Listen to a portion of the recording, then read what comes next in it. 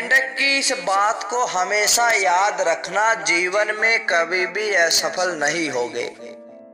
अगर इस बात को आपने मान लिया तो कभी भी हार का सामना नहीं करना पड़ेगा। अरे दर्शकों, आज फिर हम आपके लिए बहुत ही रोचक, बहुत ही प्रेरणादायक कहानी लेकर आए हैं। इस कहानी को आप अपनी संतान को जरूर सुनाएं ताकि आने वाले भविष्य में वे कभी भी किसी हार का सामना न करे, कभी भी जीवन में असफल ना हो। कैसी भी मुश्किल की घड़ी हो, कैसा भी समय हो, वे बड़े धैर्य के साथ, बड़ी हिम्मत के साथ हर परिस्थिति से पार हो जाएं। प्यारे दर्शकों, इससे पहले हम इस कहानी की शुरुआत करें, अगर आप हमारे चैनल पर नए हैं तो चैनल को सब्सक्राइब जरूर करें। आपका एक सब्सक्राइब हमारे लिए बहुत महत्व रखता है। और इस कहानी को अंत तक पूरा जरूर सुने, क्योंकि अधूरा ज्ञान हमेशा दुखदाई होता है। जब तक आपको पूरा ज्ञान नहीं होगा तब तक आप किसी बात का फायदा नहीं उठा पाएंगे। तो प्यारे दर्शकों, आइए शुरू करते हैं आज की यह बहुत ही प्रेरणादायक और बहुत ही प्यारी कहानी। प्यारे दर्शकों, एक समय की बात है, किसी राजा ने बहुत ही प्यारा बाग लगवाया था। उस बाग में रंग बिरंगे फूल थे, तरह तरह के वृक्ष थे जो फलों से लदे हुए थे। बड़ा ही आलीशान बगीचा था। राजा ने उस बाग के बीचों बीच एक बड़ा ही सुंदर सरोवर बनवाया था। उस सरोवर में बड़ा ही साफ सुथरा जल था और उस सरोवर के बीचों बीच एक लौह स्तंभ भी लगवाया गया था जो उसकी सुंदरता को और भी दोगुना कर रहा था। प्यारे दर्शकों, उस तालाब में बहुत सारे मेंढक रहते थे। एक दिन सभी मेंढकों ने मिलकर एक सभा की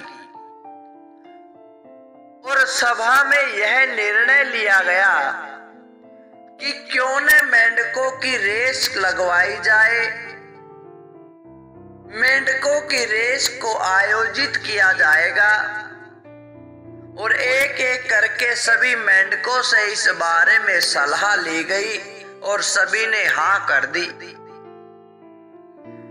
जो मेंढकों का प्रधान था उसने कहा कि हमारे घर के पास में एक बहुत ऊंचा लोह का स्तंभ है,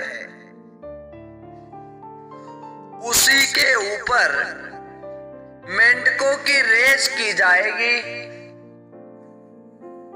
और जो मेंढक उस लोह के स्तंभ के ऊपर चढ़ जाएगा वही विजयी माना जाएगा। इस आयोजन के लिए समय और दिन निर्धारित कर दिया गया। समय के अनुसार रखे गए दिन को सभी मेंढक उस लौह स्तंभ के चारों ओर इकट्ठा हो जाते हैं। जब उन्होंने उसकी ऊंचाई को देखा तो वे घबरा जाते हैं।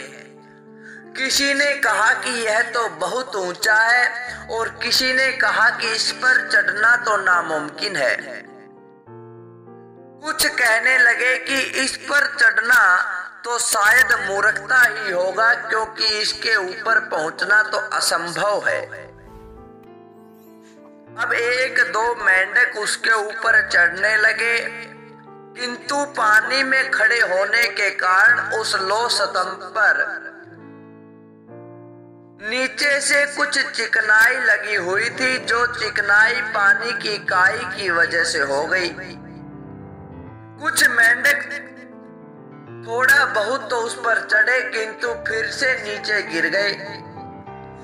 उन्होंने एक दो बार तो कोशिश की, किंतु वे उसके ऊपर नहीं चढ़ पाए।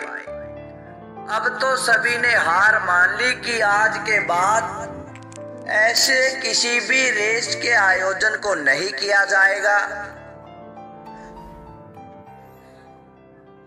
क्योंकि इसके ऊपर चढ़ना तो नामुमकिन है।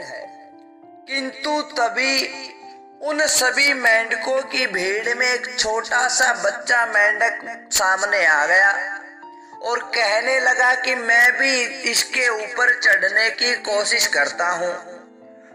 अब उसने उसके ऊपर चढ़ने की कोशिश की, किंतु वह भी नीचे गिर गया। वह फिर से चढ़ने लगा, फिर से नीचे गिर गया। साथी मेंढक कहने लगे कि भाई तुम मूर्ख हो जो बार बार इस तरह से कोशिश कर रहे हो, तुम इसके ऊपर नहीं चढ़ पाओगे, यह बहुत ऊंचा और तुम तो बिल्कुल छोटे हो।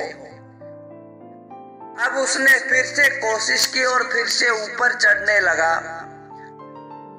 इस बार वह आधे से ज्यादा चढ़ गया और नीचे गिर जाता है। दूसरे साथी मेंढक उसकी इस मूर्खता पर हंसने लगते हैं, किंतु उसने फिर भी हार नहीं मानी और फिर से कोशिश करने लगा और इस बार वह उसके ऊपर चढ़ जाता है। जब वह ऊपर चढ़ गया तो वह रेस को जीत गया।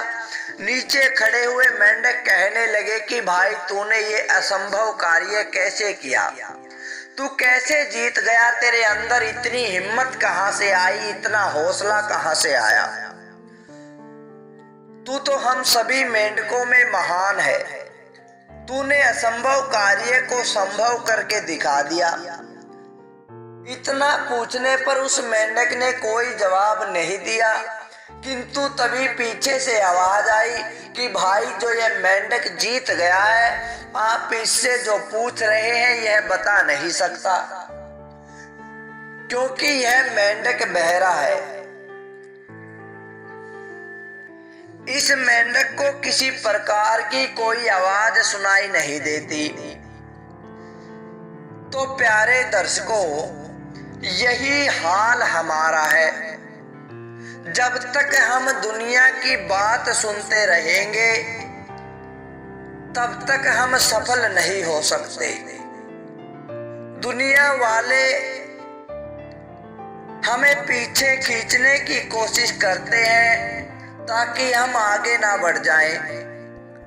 हम कोई भी कार्य की शुरुआत करते हैं, उसके लिए न जाने कितने लोग हमें कहते हैं कि यह काम मत करो।